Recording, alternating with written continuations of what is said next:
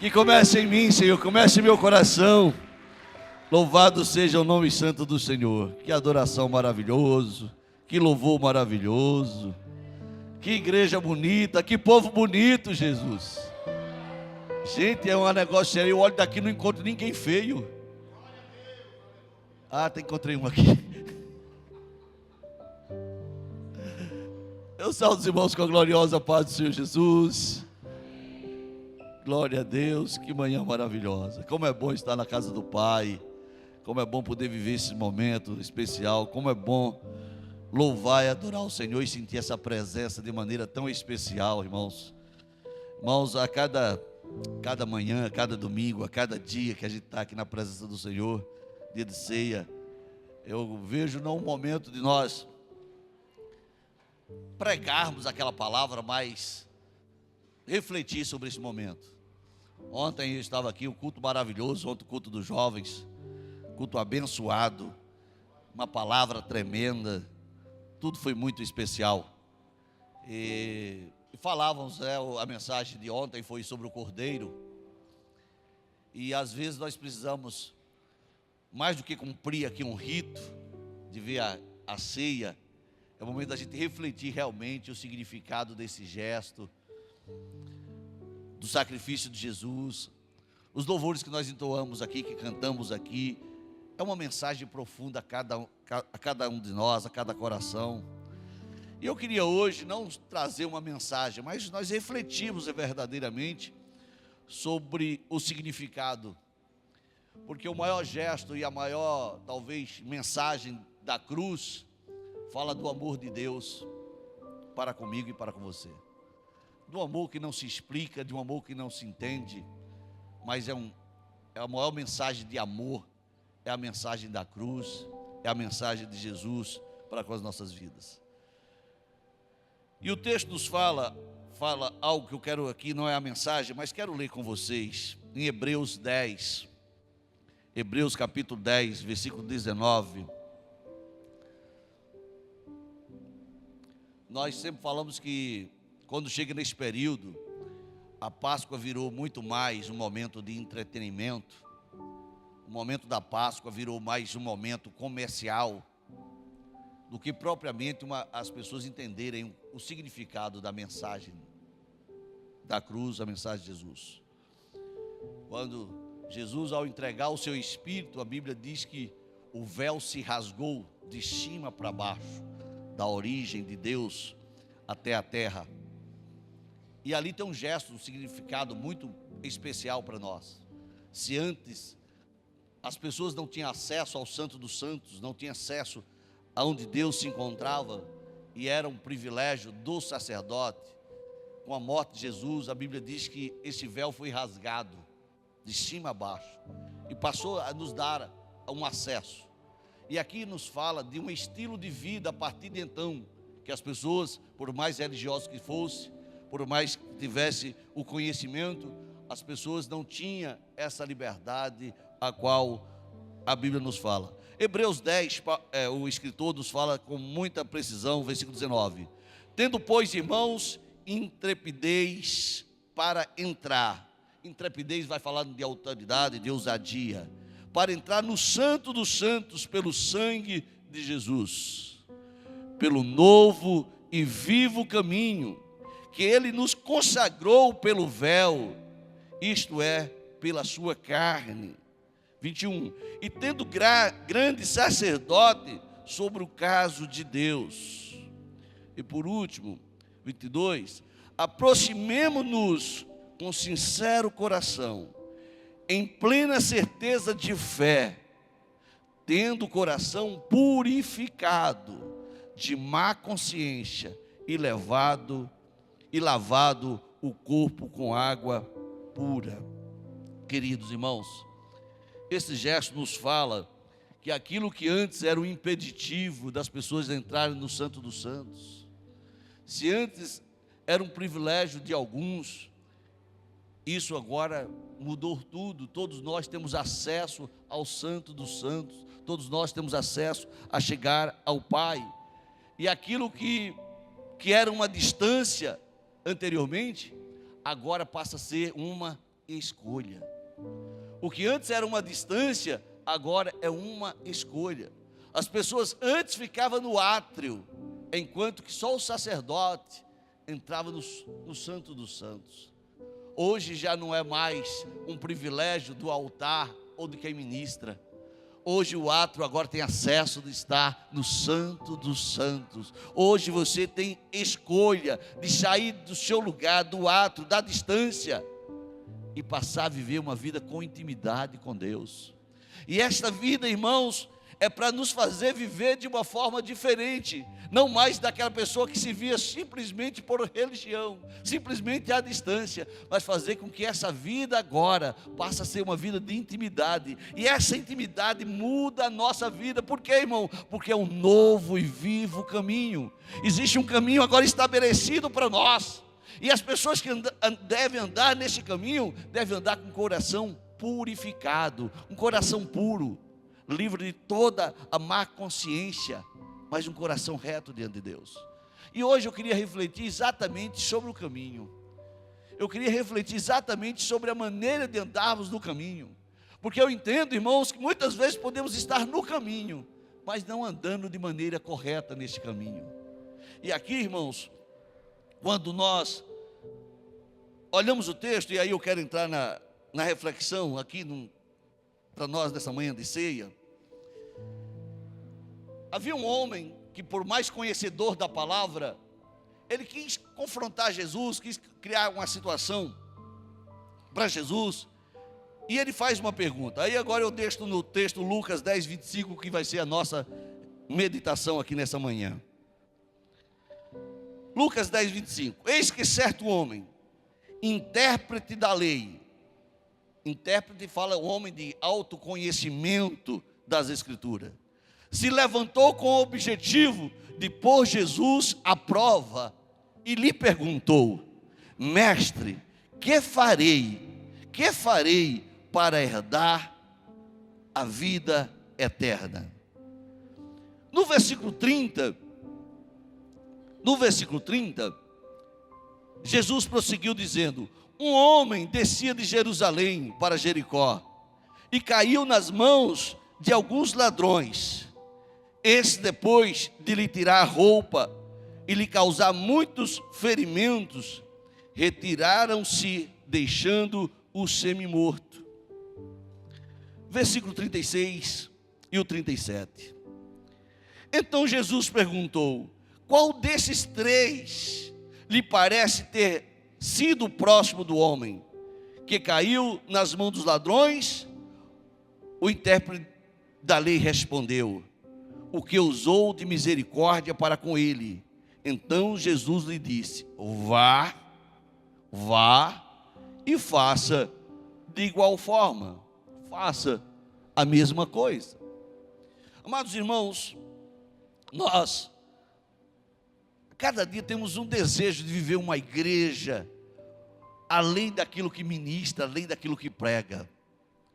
Eu entendo, irmãos, que o maior mandamento é o amor. E neste texto aqui, Jesus está falando exatamente isso. Quando o homem pergunta para Jesus: o que eu farei para herdar a vida eterna? O que farei para alcançar a salvação? Aquele homem vai e fala dos mandamentos: de amar a Deus sobre todas as coisas, amar ao próximo como a ti mesmo. Aí ele faz uma outra pergunta: mas então quem será o meu próximo? Quem é o meu próximo?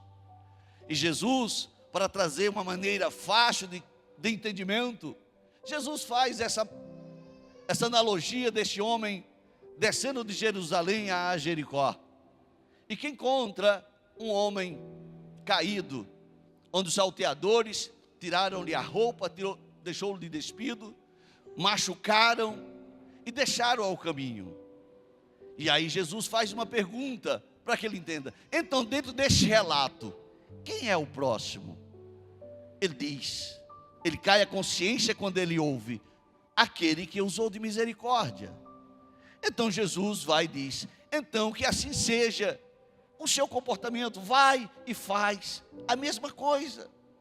Igreja do Senhor Jesus, nós tivemos agora recentemente um impacto. onde 977 pessoas foram atendidas. Deve passar de 1.000, que tem ainda uma ficha que falta a ser colocada. Mas o que eu quero dizer, irmãos, é que a igreja do Senhor, que eu e você, nós precisamos viver esse evangelho de conformidade essa palavra nos diz. Quando eu olho as escrituras, eu percebo que muitas vezes nós temos uma mensagem tremenda, poderosa, mas muitas vezes nós não entendemos o significado real do que Jesus está dizendo e como colocar em prática em nossas vidas. Nós percebemos aqui que existe um modelo a ser adotado, a vivido. Existe um modelo a ser colocado em prática. E nós percebemos aqui que o texto fala do caminho e das pessoas que trilham este caminho. Nós percebemos aqui comportamentos diferentes das pessoas que estão no caminho. E aqui, irmãos, o que me chama muito a atenção é que nós percebemos três formatos que me chamam a atenção no relato de Lucas. E se nós olharmos aqui, isso aqui, pai, até contraria a tese da salvação, né? De uma vez salvo, salvo para sempre.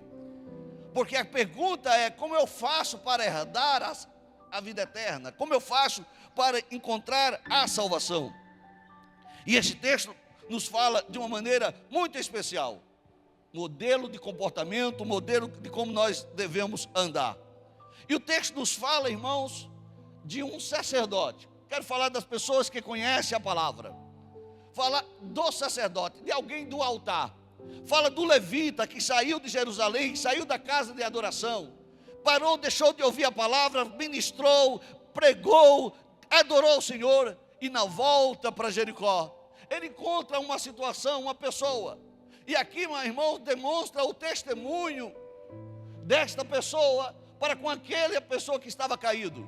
E aqui o Jesus está refletindo, irmãos, fazer com que a pessoa entenda que aquele homem era conhecedor da palavra. Aquele homem saiu de Jerusalém porque ele deixou o templo, porque estava adorando ao Senhor.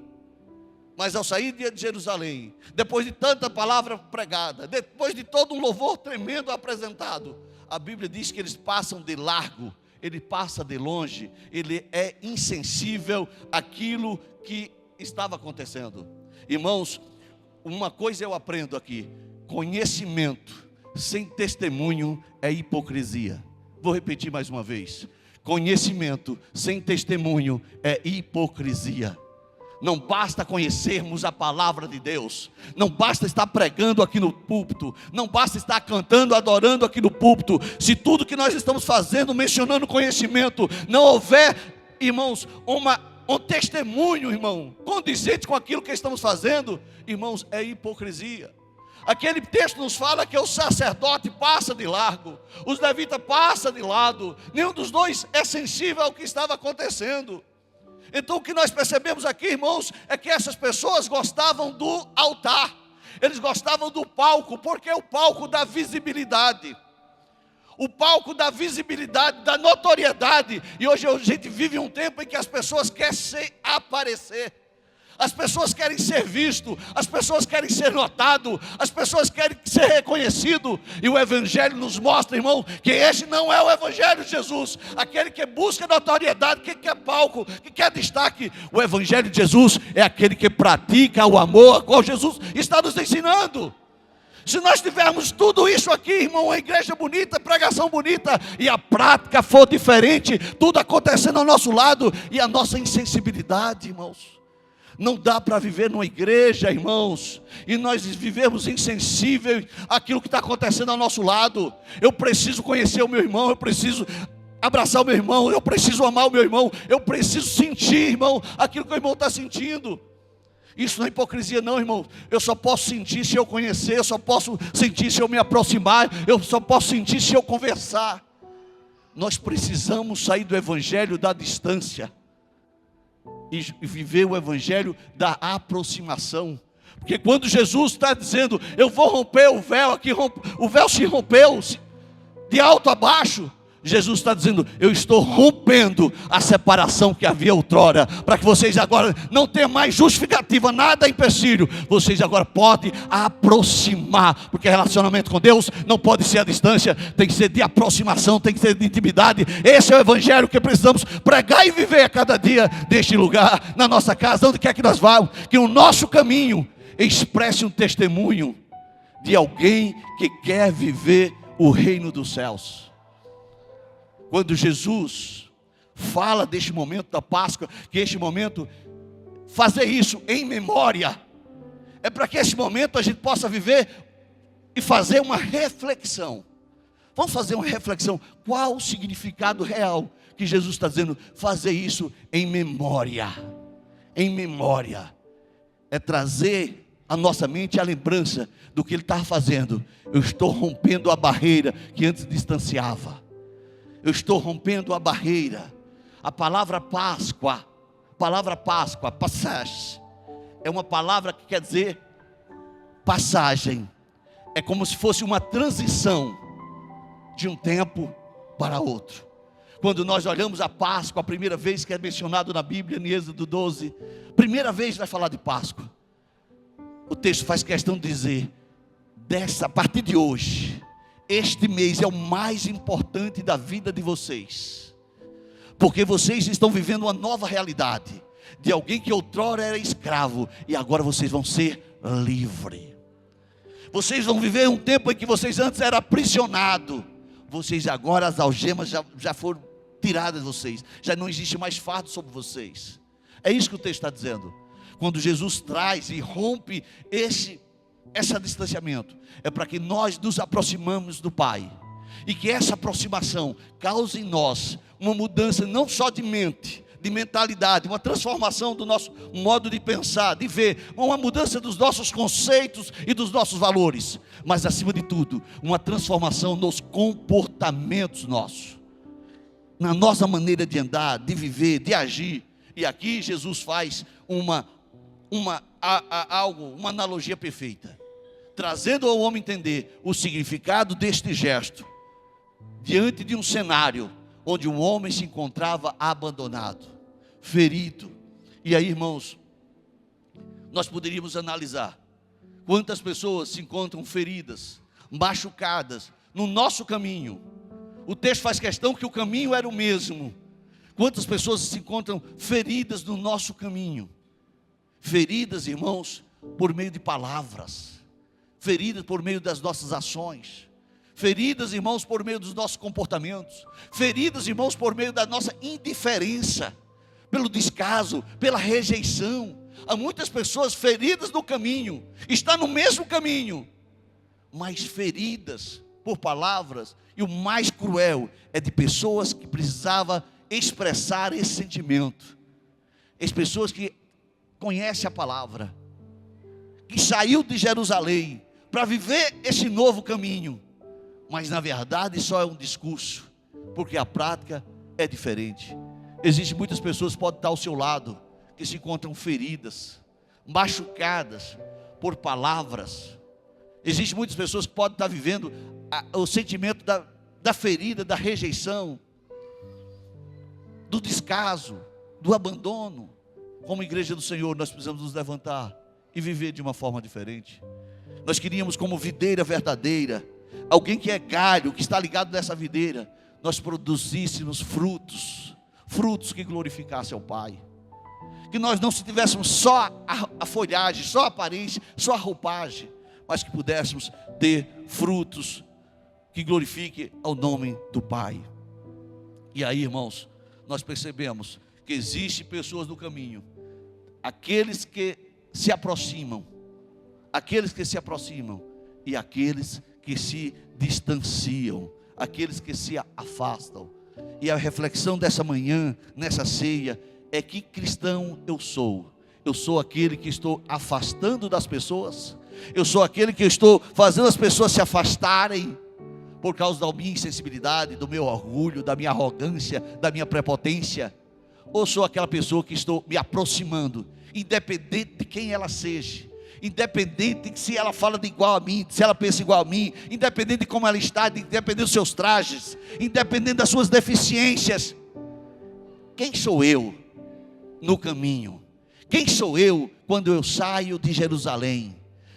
Quem sou eu quando eu saio do altar? Quem sou eu quando eu saio da pregação, da adoração? Quem sou eu quando eu saio do átrio? O texto aqui nos faz refletir que o sacerdote passou de lado, o levita passou de lado. Isso aqui está falando de pessoas que se afastam, mesmo pregando essa palavra de amor. E nós? Quem somos nós? Um outro exemplo aqui, irmãos, que Jesus faz questão de colocar no caminho, é desse outro homem. Deste outro homem que a gente não sabe o nome, a gente não sabe a religião que ele professava. Mas o que chama a questão de Jesus não é a etnia a qual ele participava, não era a religião a qual ele professava. O que chama a atenção de Jesus é o testemunho, é o comportamento. Aquele homem, a Bíblia diz que ele para, mas não só para diante, ele aproxima-se daquele homem e cuida daquele homem. Isso aqui, irmãos, é uma grande lição para nós, mostrarmos o que é misericórdia, viver misericórdia, ter misericórdia para com as pessoas. Vivemos em um tempo em que nós não temos tempo, vivemos um período em que as pessoas se justificam: eu não tenho tempo, as minhas ocupações não permitem me envolver. Irmãos, o grande problema do evangelho hoje é que nós não queremos nos envolver verdadeiramente com aquilo que é sagrado. Nós não queremos envolver com pessoas, nós queremos se envolver com as nossas coisas, porque nosso tempo é precioso e eu não tenho tempo. E a Bíblia diz que aquele homem, apesar de ele ter uma responsabilidade, aquele homem se aproxima, ele para, ele desce. O texto faz questão de dizer, e desce para cuidar de um homem que ele não conhecia, de uma pessoa que ele não sabia quem era. Ele simplesmente desce para cuidar. Aqui, irmãos, nos mostra que muitas vezes eu não estou fazendo a obra do Senhor, porque eu estou alegando que eu não tenho tempo. Este homem mostra que não só ele parou, teve tempo, mas ele foi cuidar, ele coloca suas mãos para cuidar. E não só isso, irmãos, aquele homem, após isso, ele pega aquele homem, coloca no animal e leva para um lugar. Nós estamos desistindo das pessoas com muita facilidade. Vivemos um tempo, irmãos, que nós estamos tão insensíveis, que nós estamos desistindo das pessoas. Estamos desistindo das pessoas porque está dando muito trabalho. Estamos desistindo das pessoas, irmãos, porque nós não concordamos com isso ou aquilo. Nós precisamos rever as nossas formas de cristianismo, porque não dá para viver o cristianismo, irmãos, pregando este amor, mas tão intolerante para com as pessoas diferentes. O evangelho que nós pregamos é o evangelho de amor, mas um amor que se põe em prática. Dizer que ama é fácil, mas colocar este amor em prática, que às vezes é o difícil. E o que este homem nos mostra é que ele não desiste daquela pessoa, independente do caso. Não foi simplesmente dar água, não foi simplesmente tirar o azeite e passar sobre as feridas. Aquele homem, ele vai muito mais além. A Bíblia faz questão de dizer, versículo 34, Lucas 10, 34, ele não desistiu, e chegando-se, pensou-lhe os ferimentos, aplicando-lhe óleo e vinho, e colocando-o sobre o seu próprio animal, levou para uma hospedaria, e tratou dele. Oh, glória a Deus! Deus não se impressiona com o nosso curso teológico, Ele não se impressiona com o nível acadêmico que você tem ou que nós tenhamos. Ele não se importa se você é doutor em divindade, se você é bacharel, não importa. Deus não se impressiona com o nível de conhecimento. Deus não se impressiona com a aparência ou com o seu discurso, se você fala bem, se você fala bonito. Deus não se impressiona com o discurso, mas Deus se agrada de quem age com misericórdia para com o próximo. O sacrifício de Jesus foi por mim, foi por você, mas foi por meio de várias pessoas abandonadas no meio do caminho, despido, sem valor. Quando diz despido, é uma pessoa que não tem nada para se apresentar, nada de valor possa ver. Mas apesar de você não ver valor, existe alguém que morreu na cruz, porque viu valor naquela pessoa. Nós precisamos viver um tempo desse evangelho em nós, começar a sair desse discurso bonito, de querer impressionar as pessoas, e passarmos a viver um evangelho, colocando em prática este amor, estendendo mão às pessoas, mesmo as pessoas diferentes, mesmo as pessoas com seus desvios, que nós tenhamos uma palavra de misericórdia para com essas pessoas. Eu posso não concordar com a prática, eu posso não concordar com o pecado, mas eu não posso ser indiferente com esse pecador, porque Jesus não o foi. E é isso que nós precisamos entender como igreja do Senhor Jesus. Versículo 35 nos fala muito mais deste homem. Nos fala muito mais deste homem que não tinha título de sacerdote, que não tinha um cargo na igreja, que não era um levita, mas este homem traz uma aula que Jesus o impressiona e diz: faz este modelo, coloque em prática este modelo. O que Jesus está dizendo é o seguinte: não coloque em prática o do sacerdote, não coloque em prática o do pastor, não coloque em prática do apóstolo, coloque em prática o exemplo deste homem. Versículo 35. No dia seguinte, este homem não parou só uma hora, não só foi uma tarde. Olha aqui, irmão, este homem teve tempo. No dia seguinte, tirou 2 denários e os entregou ao hospedeiro, dizendo: cuida deste homem, continue o zelo deste homem, e se alguma coisa gastares a mais daquilo que eu estou deixando aqui, eu te indenizarei quando voltar. Oh, amados, quero dizer uma coisa a vocês: nós somos comissionados, fazemos parte da grande missão do Senhor Jesus, do exército de Jesus aqui na terra. Mas o que eu percebo aqui, que eu preciso entender, que a missão a qual Deus nos confia, exige de nós entrega, exige de mim e de você entrega, exige de mim e de você doação. Alguém que se doa por amor a uma causa. Alguém que se doa por um amor a uma causa. Não é amor pela igreja, pelo templo, amor por uma causa. Tem que ter uma causa maior, e esta causa é glorificar o nome santo do Senhor. E aqui, irmãos, eu quero concluir, como igreja do Senhor, uma igreja que está desenvolvendo um trabalho que está chamando muito a atenção da cidade, das pessoas, pelo trabalho que está sendo realizado aqui, pelo trabalho de impacto que é feito pelos samaritanos. O que esse homem nos dá algo profundo aqui, pastor Carlos Alberto, é que esse homem está investindo em um homem que ele não conhece. Ele está investindo em alguém que ele nunca viu. Ele está simplesmente cuidando e demonstrando amor. Sabe o que é que eu aprendo aqui, pastor Carlos Alberto? É que aquilo que eu faço com o próximo, aquilo que eu estou fazendo para a missão, aquilo que eu estou fazendo para o Senhor, eu estou fazendo por amor a uma causa, e eu não estou esperando recompensa.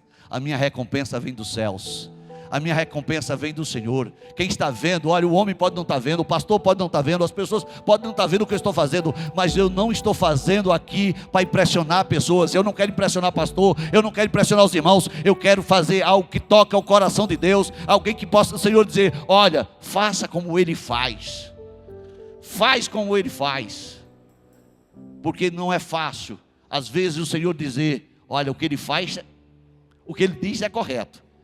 Você só tem cuidado de não fazer aquilo que Ele faz. Como o Senhor falou com aqueles homens que estavam além do templo: olha, fazei tudo o que Ele está dizendo, mas não sede imitadores deles, porque o exemplo deles é ruim, é maléfico. Qual testemunho você tem dado como cristã dentro da sua casa?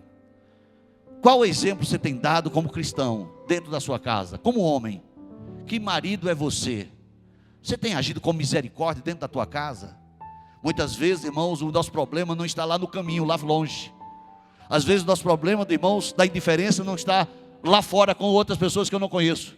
Muitas vezes a indiferença está dentro da nossa casa, agindo com indiferença com a esposa, com o esposo, com filhos, com pais. Que cristianismo eu estou vivendo? Qual é o modelo do cristianismo que eu estou vivendo? É o do sacerdote, que conhece e que prega? É do levita, que conhece, que louva e que canta? Ou é daquele homem que não tem título, mas que exerce uma prática de um amor e uma misericórdia, de uma sensibilidade para com as pessoas? Alguém que para um tempo para ter um ato de misericórdia. Igreja do Senhor, o meu desejo, e aquilo que eu mais peço ao Senhor, que eu possa ser canal de bênção na vida das pessoas, que eu possa ser um instrumento na minha casa, para com meus filhos, para com as minhas noras, para com minha esposa, para com as pessoas que trabalham ao meu lado, para com a igreja, não por reconhecimento, não esperando que vocês reconheçam, mas que eu possa ser um instrumento de Deus.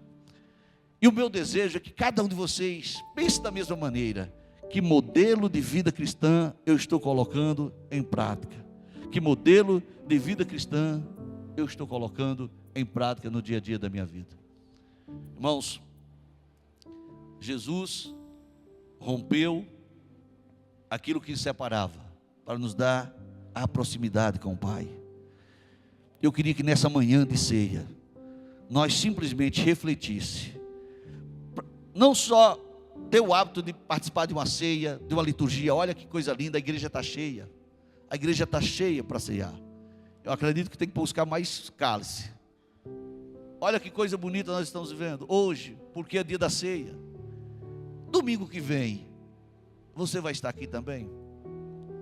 Nos próximos domingos você vai estar aqui, ou você está cumprindo um ato ritualístico, uma tradição da igreja? Irmãos, nós temos que rever o modelo de cristianismo que eu estou vivendo. Eu preciso me aproximar mais do Pai. Eu preciso mais aproximar de Deus, ter intimidade. O que louvamos hoje, os louvores que nós falamos aqui, aquilo que cantou aqui no penúltimo hino, que louvor maravilhoso. Do lugar que nós vamos, para onde nós iremos, nós já temos um alvo, temos um lugar. E naquele lugar nós vamos contemplar aquela cidade maravilhosa. Nós vamos adorar este Pai. Nós vamos buscar essa intimidade desde agora. Desejo de adorar e chegar ao Senhor. Vamos nos alegrar. Ter um coração curado. Não tem coisa pior do que estar fazendo uma obra com o coração ferido e amargurado. Eu concluo para deixar um exemplo de um homem que cumpriu uma missão, mas o seu coração estava ferido, doente, mesmo cumprindo a missão. Jonas é um homem que o Senhor chamou para fazer uma missão. Jonas é um homem que o Senhor colocou como um propagador do Evangelho. Jonas foi um homem que Deus levantou para pregar uma nação, e a nação se rendeu. E quando a mensagem foi pregada, a Bíblia diz que aquele povo começou a jejuar, a pessoa começou a orar, a pessoa começou a buscar de Deus, porque havia um decreto contra aquele povo, um decreto de morte. Quando a mensagem foi pregada, as pessoas creram na mensagem pregada e buscaram a presença de Deus, buscaram, se arrependeram e clamaram. E quando isso acontece, aí revela exatamente o que está no coração às vezes do homem, que às vezes nós não entendemos. Eu encerro aqui em Jonas capítulo 4, versículo 1, 3 e 4 diz assim: mas Jonas ficou muito aborrecido e com raiva. Agora, Senhor, peço que me tires a vida, porque para mim é melhor morrer do que viver. E o Senhor disse a Jonas: você acha, Jonas, que é razoável essa sua raiva? É razoável, Jonas, a sua raiva? É razoável esse seu sentimento? Muitas vezes carregamos dentro de nós sentimentos estranhos. Estamos no caminho, estamos na igreja, mas por alguma coisa estamos tão feridos, machucados, que às vezes não é racional, não é compreensível, às vezes os sentimentos, as atitudes e os comportamentos que nós temos.